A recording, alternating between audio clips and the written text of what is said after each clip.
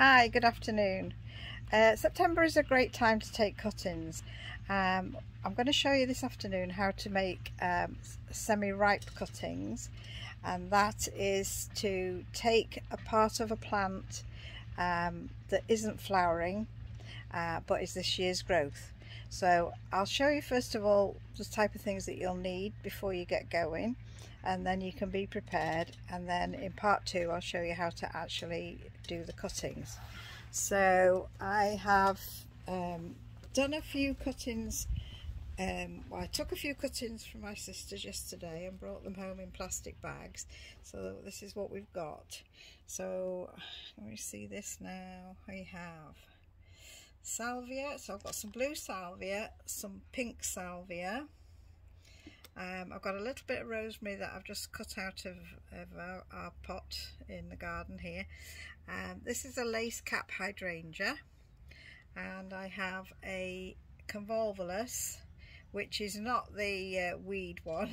This does have a white flower, but it's more or less a ground covering plant, and it doesn't go mad or anything. It's a lovely pretty little plant. That's just a tradescantia, which is a trailing plant that is just green, as you see, green and purple, and that makes a beautiful inside basket plant that trails down.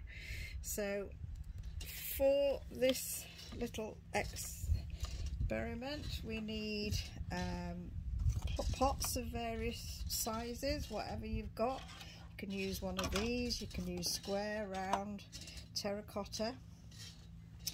The compost here is a mixture of peat-free compost and perlite, approximately a 50-50 mix, and the perlite just keeps the compost open. Oh look, we've got a lovely big spider there as well, so I might remove her before I start. You can, if you want to, use rooting powder. This one I bought in the spring, I've not used it yet, it's still sealed up. If you are going to use rooting powder, and it's very good, and sometimes I do and sometimes I don't, it does tend to root things a little bit quicker. Just tip a bit into a small pot and put your cuttings into it. Don't actually put your cuttings straight into there, because you'll make it damp and you'll ruin it. We need a sharp knife and a dibber, a pen and some labels.